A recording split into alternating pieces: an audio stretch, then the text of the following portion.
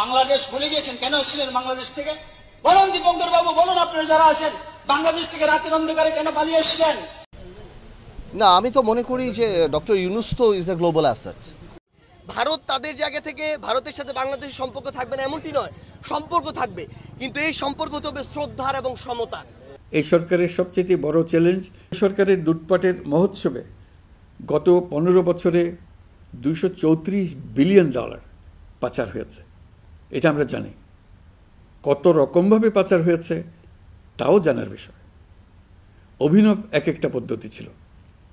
পাচারের একটা পদ্ধতি সবাইকে হতভম্ব করে দিয়েছে। এই পাচার হয়েছে বিদেশে অধ্যয়নরত সন্তানের কাছে টাকা পাঠানোর নামে। এবার ডক্টর ইউনূসকেই প্রধানমন্ত্রী হিসেবে যাচ্ছেন বাংলাদেশের মধ্যে এবং জানাচ্ছেন যে ডক্টর ইউনূসই আগামী 5 বছর নির্বাচিত প্রধানমন্ত্রীর মতো থাকবেন বাংলাদেশের মধ্যে। দর্শক, খেলা কিন্তু অলরেডি ঘুরে গিয়েছে। এবার ডক্টর ইউনূসকে মনে হচ্ছে যে 5 বছর মানে চাচ্ছেন যে ডক্টর ইউনূসে বাংলাদেশের আজীবন প্রধানমন্ত্রী থাকুক। এবং এবার বিএনপিদের অবস্থা খারাপ, কারণ বিএনপি দিনের দিন তারা শুধু নির্বাচন যাচ্ছে যে কবে নির্বাচন দিবে এবং তারা বাংলাদেশে ভোগ করবে। কিন্তু ডক্টর ইউনূস যেভাবে কাজ করতেছে, ফারাক্কা বাদ দিবে এবং বাংলাদেশের মধ্যে নেটওয়ার্ক যেন অফ করতে না পারে সেগুলো করবে। এবার কিন্তু ডক্টর ইউনূসকে কেউ ঠেকাতে পারবে না। এবার মনে হয় যে পাবলিকেই মাঠে আন্দোলনে নেমে যাবে যে ডক্টর ইউনূসকে কেউ পদত্যাগ চায়, তাদের বিরুদ্ধেই যেন পাবলিক এবার নেমে যাবে, যেমনটা নেমেছিল হাসিনার বিরুদ্ধে। দর্শক, আজকের এই প্রতিবেদনটি খুবই গুরুত্বপূর্ণ একটি প্রতিবেদন। না টেনে সম্পূর্ণ ভিডিওটি দেখুন, তাহলে সকল উত্তর পেয়ে যাবেন। চলুন আমরা ভিডিওটি দেখবো। তবে খুবই ইন্টারেস্টিং একটি ভিডিও, খুবই ইন্টারেস্টিং ভিডিও। না টেনে আপনার পুরো ভিডিওটি দেখতে হবে, তাহলে সকল মজা পাবেন। চলুন আমরা ভিডিওটি দেখি। আর ভিডিও সম্পর্কে আপনার মন্তব্য জানাতে হবে। ডক্টর ইউনূস কেমন মানুষ, তিনি কতদিন থাকা দরকার, এটা কমেন্টে জানান। চলুন ভিডিও দেখা যাক। না, আমি তো মনে করি যে ডক্টর ইউনূস তো ইজ এ গ্লোবাল অ্যাসেট এবং উনি গ্লোবাল পার্সোনালিটি যে কয়জন আছেন ওনাদের মধ্যে উনি একজন সিগনিফিক্যান্ট মানুষ, মানে যত মানুষ আছেন। তো আই এম শিওর যে ইন্ডিয়া আর বাংলাদেশের যেই দ্বিপাক্ষিক আলোচনা হলো বা যেই আলোচনাই হলো, আমি পজিটিভলি ধরি, আমি পজিটিভলি দেখি এবং আমি মনে করি যে এই দুই হেড অফ স্টেটের যে আলাপ আমাদের দেশের জন্য ভালো কিছুই নিয়ে আসবে। আর বেশ কয়েকটা গুরুত্বপূর্ণ ব্যাপারেই আলাপ হয়েছে দেখলাম আমরা। তো আমি যে কোনো এই ধরনের আন্তর্জাতিক ক্ষেত্রে যে দ্বিপাক্ষিক আলোচনা আমি পজিটিভভাবেই দেখি। দেখুন, আমি মনে করি আমরা আগেও যে বলে আসছি, এখনই তাই বলে আসছি, এই ইউনূস সাহেবের সরকার একটা বিপ্লবের সরকার, গণঅভ্যুত্থানের সরকার। এটা জনগণের ভোট দ্বারা নির্বাচিত সরকার না, তবে জনগণের সরকার। এবং আমরা সবাই এই সরকার যাতে ফেইল না করে এবং এই সরকারের পাশে দাঁড়ানোর অঙ্গীকার আমাদের প্রথম দিন থেকেই। এবং আমরা প্রথম দিন থেকেই বলে আসছি যে সংস্কার প্রয়োজন, তবে বড় সংস্কারগুলি আমি মনে করি যাতে করে জনগণের প্রতিনিধি যারা তাদের মাধ্যমেই হয়। তো আমরা সেভাবেই ইউনূস সাহেবকে সাহায্য করে যাচ্ছি বা তার পাশে আছি। এবং ইউনূস সাহেব বারবারই বলছেন, আমরা শুনছি যে ডিসেম্বরে হবে কিংবা ডিসেম্বর থেকে জুনের মধ্যে হবেন, যদি বড় বড় রাজনৈতিক দলদের সাথে একমত হয়। তো আমি এটা বিশ্বাস করতে চাই যে নির্বাচন ডিসেম্বর মাসেই হবে এবং প্রয়োজনীয় সংস্কারগুলি হবেন। যেগুলি হবে না সেগুলি ভবিষ্যৎ যে জনগণের সরকার যে হবে ইনশাল্লাহ তারাই করবে। না, আমরা তো দল গোছাচ্ছি। আপনারা জানেন যেটা আমরা অনেক আগে থেকেই, বাংলাদেশ জাতীয় পার্টি বিজেপি এখন যে কোনো সময়ের চেয়ে আগের চেয়ে অনেক বেশি শক্তিশালী এবং রেলেভেন্ট এবং প্রাসঙ্গিক রাজনীতিতে। তো আমরা করছি এখন ঈদের পর থেকে এখন আবার আমাদের কাজ আরম্ভ হবে। ঢাকাতে আসনগুলি বা অন্যান্য যে আসন, আমরা হয়তো জুন মাস থেকে আসন ভিত্তিক আলাপ আলোচনায় যাব বা ক্যান্ডিডেট নিয়ে আমরা বেশি কনসেন্ট্রেট করব। এগুলি এখনও টু আর্লি টু সে। না, নির্বাচন হবে, কোনো সংস্কারগুলি কি নির্বাচনের ইনফ্রাস্ট্রাকচারকে কোনোভাবে এফেক্ট করে কিনা, দ্বিপাক্ষিকের কোনো আলোচনা আসনে, এই ব্যাপারগুলি এখনও আমাদের কাছে পরিষ্কার না যে এই সরকার কোন সংস্কারগুলি করবে। কিন্তু তার সেই সংস্কারের উপর অনেকাংশেই নির্ভর করে যে আগামীতে কী রকম নির্বাচন হবে, ক্যান্ডিডেট কারা হতে পারবে বা কী আলাপ হতে পারে বা কী ধরনের নির্বাচনী ঐক্য হতে পারে। তো আমার মনে হয় আরেকটু সময় লাগবে। দেখেন, আমি আপনাকে একটা কথা বলি, আমি দ্রুত না আমি সেই ব্যাপারে কথা বলবো না।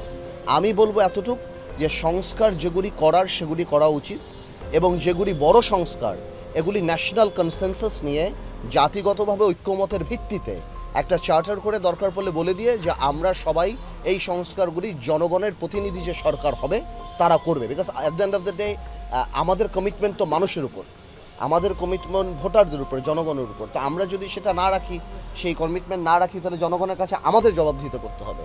তো যেই সংস্কারগুলি যদি একমত হয় সবাই, যেটা করতে হয়তো একটু সময় সাপেক্ষ ব্যাপার, সেগুলি একটা ন্যাশনাল ইউনিটি করে বা ওরকম কমিশন করে আমরা করতে পারি এবং আমরা একটা ন্যাশনাল ডিক্লারেশন হতে পারে, এরকম অনেক কিছুই হতে পারে। বাট আমি মনে করি সংস্কারের কথা বলে আসলে এই এত বছর নির্বাচন হয় নাই, মানুষ তাকিয়ে আছে এবং জনপ্রতিনিধিত্বের একটা ব্যাপার আছে। আপনি দেখেন যারা হয়তো ঢাকা সিটিতে একজন ভদ্রলোক বা কয়বার ওয়ার্ড কমিশনের কাছে যায় আমরা বলতে পারি না, এখানে আপনি তাকিয়ে দেখেন জনপ্রতিনিধিদের জন্য একটা মানুষের একটা আকাঙ্ক্ষা আছে, একটা ইউনিয়ন চেয়ারম্যান থেকে আরম্ভ করে মেম্বার থেকে আরম্ভ করে এমপি।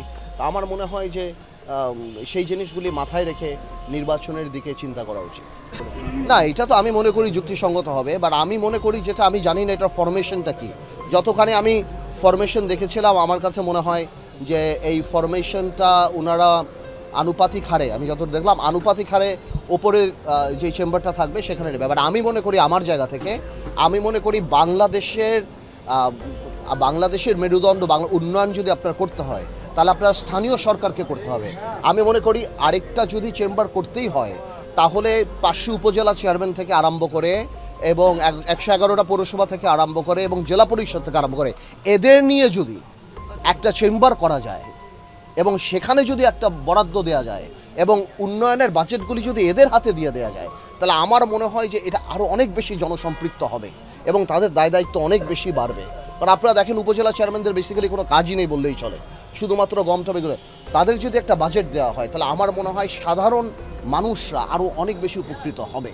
সেটা আমার ধারণা এবং আমাদের প্রস্তাব, বাট আমরা এখনও বলতে পারি না ওনাদের আসলে সংস্কারের মেইন প্রস্তাবটা কী হবে। ঠিক আছে, ভারত তাদের জায়গা থেকে ভারতের সাথে বাংলাদেশের সম্পর্ক থাকবে না এমনটি নয়, সম্পর্ক থাকবে, কিন্তু এই সম্পর্ক তবে শ্রদ্ধার এবং সমতা। এই সম্পর্কে যদি কেউ কারো জায়গা থেকে ডমিনেট করার চেষ্টা করে আমরা সেই চোখ রাঙানি আর দেখব না। আমরা মনে করি বাংলাদেশের সাথে ভারত বলি, চায়না বলি, আমেরিকা বলি, রাশিয়া বলি, যে কোনো দেশই বলি, আমাদের এই দেশগুলোর সাথে এই সমতার সম্পর্ক থাকবে এবং আমরা বিশ্বাস করি এই পারস্পরিক শ্রদ্ধাবোধের সম্পর্কের ভিত্তিতেই আমরা সামনের দিকে এগিয়ে যাব। এভাবে বাংলাদেশ এগিয়ে যাবে, পৃথিবী এগিয়ে যাবে। আমাদের জায়গা থেকে মনে করি যে আমাদের যে রাজনৈতিক দল জাতীয় নাগরিক পার্টি এনসিপি মাত্র 1 মাস হয়েছে আমরা আত্মপ্রকাশ করেছি।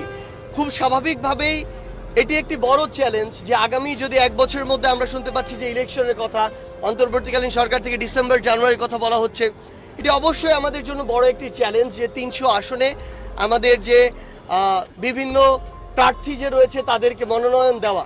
কিন্তু আমরা মনে করি যে এই চ্যালেঞ্জ নিতে কিন্তু আমরা অভ্যস্ত এবং প্রস্তুত। সো আমরা আমাদের জায়গা থেকে সর্বোচ্চ চেষ্টা করব যেন যোগ্য, সৎ এবং দেশপ্রেমিক প্রার্থীদেরকে আমরা 300 আসনে মনোনয়ন দিতে পারি। লক্ষ্য আমাদের 300 আসন আমরা সর্বোচ্চ চেষ্টা করে যাব, তবে এটি বড় একটি চ্যালেঞ্জ এবং আমরা সেই চ্যালেঞ্জ নিতে প্রস্তুত। আমরা ইতিমধ্যেই আজকে থেকেই কিন্তু আমাদের যে সাংগঠনিক কার্যক্রম দলের সেটি শুরু করছি ঈদের পরবর্তীতে, এবং খুব দ্রুত সময়ের মধ্যে আমরা 1 সপ্তাহের মধ্যে আমাদের যে কমিটি ফরমেশন প্রক্রিয়া সেদিকে চলে যাব। জেলা এবং উপজেলা পর্যায়ের যে কমিটি সেগুলো আমাদের এই এপ্রিল মাসের মধ্যে আপনারা দেখতে পাবেন। এবং আমরা আমাদের জায়গা থেকে মনে করি যে আমাদের ইতিমধ্যেই কিন্তু প্রত্যেকটি জেলা উপজেলা অসংখ্য শুভাকাঙ্ক্ষী রয়েছেন যারা নতুন একটি বাংলাদেশ প্রত্যাশা করেন এবং যারা মনে করেন যেই তরুণরা এই অভ্যুত্থানে নেতৃত্ব দিয়েছে সেই তরুণদের ওই দক্ষতা রয়েছে যে সামনের দিকে বাংলাদেশের জেলা উপজেলাকে নেতৃত্ব দেয়া এবং দিন শেষে পুরো বাংলাদেশকে একসাথে নেতৃত্ব দেয়া। এবং আমরা মনে করি এই নেতৃত্ব যেমন তরুণ নির্ভর থাকবে, এই নেতৃত্বে আমাদের যারা অগ্রজ রয়েছেন, আমাদের সিনিয়র যারা রয়েছে তারা অবশ্যই থাকবেন। যেই জায়গায় যাদের গ্রহণযোগ্যতা রয়েছে, দক্ষতা রয়েছে, সততা রয়েছে, ওই এলাকা ভিত্তিতে তারা এই নেতৃত্বে জায়গা আসবেন। আমরা মনে করি যে আমাদের সামনে এগিয়ে চলার ক্ষেত্রে তরুণদের এই সাহস, উদ্যম, এই দৃঢ়তা যেমন দরকার, আমাদের অগ্রজ যারা রয়েছেন তাদের পরামর্শ, অভিজ্ঞতা, এগুলো আমাদের এগিয়ে চলার জন্য অনেক বেশি প্রয়োজন। তাই আমরা একসাথে আমাদের এই জাতীয় নাগরিক পার্টিতে আমাদের অগ্রজ এবং তরুণ একসাথে ঐক্যবদ্ধভাবে কাজ করে যাব এবং আমরা বিশ্বাস করি আমরা এটা করতে পারলে আমরা সফলতার দিকে এগিয়ে যাব। পুরো পৃথিবীতেই আসলে আমরা দেখছি ইউরোপীয় ইউনিয়ন প্রায় 27-28টি দেশ একসাথে কিন্তু একটা দেশের মতো ফাংশন করছে। সো পুরো পৃথিবীতে ইতিহাসের শত শত বছর আগে থেকে এই আন্তদেশীয় কিংবা আন্ত অঞ্চল ভিত্তিক যে বিভিন্ন আদান প্রদানের যে সম্পর্ক, এই সম্পর্কগুলো থাকে। এবং এখনও যদি আপনি দেখেন বাংলাদেশের বিভিন্ন বন্দরগুলোকে ব্যবহার করে কিন্তু এই সম্পর্ক রয়েছে। আপনি শুধু বাংলাদেশ নয়, আপনি বিভিন্ন ভূমধ্য সাগর কেন্দ্রিক যদি দেখেন, আরব সাগর কেন্দ্রিক যদি দেখেন, আপনি সেখানে আটলান্টিক এবং প্রশান্ত মহাসাগর অর্থাৎ উত্তর আমেরিকা দক্ষিণ আমেরিকার যদি যে পোর্টগুলো রয়েছে সেগুলোতে যদি দেখেন, ইতিহাসের আদি লগ্ন থেকে এগুলোকে কেন্দ্র করেই কিন্তু এই যে বিভিন্ন ধরনের ব্যবসা বাণিজ্য এগুলো হয়ে এসেছে। সে মেসোপটেমিয়া সভ্যতা থেকে শুরু করে অন্যান্য যে প্রাচীন সভ্যতাগুলো সেগুলো কিন্তু এই নদী কেন্দ্রিকই ছিল। তো সেই জায়গা থেকে আমরা মনে করি সমুদ্র কিংবা নদী কেন্দ্রিক এই যে আন্তদেশীয় যে সম্পর্ক ব্যবসা বাণিজ্য এগুলো থাকবে, কিন্তু সবচেয়ে গুরুত্বপূর্ণ হচ্ছে এগুলো সমতার ভিত্তিতে হতে হবে। ডক্টর ইউনূস সম্পর্কে আপনাদের কি মন্তব্য এবং প্রতিবেদনটি দেখার পর আপনাদের কি মনে হলো সেটা আমাদের কনভারসেশন দেব। বাংলাদেশের বর্তমান প্রেক্ষাপট অনুযায়ী যেভাবে উন্নয়ন করতেছে ডক্টর ইউনূস, এ ব্যাপারে আপনারা কতটুকু সন্তুষ্ট রয়েছেন সেটা আমাদের কনভারসেশন দিন। আজকে এই পর্যন্তই, আল্লাহ হাফেজ।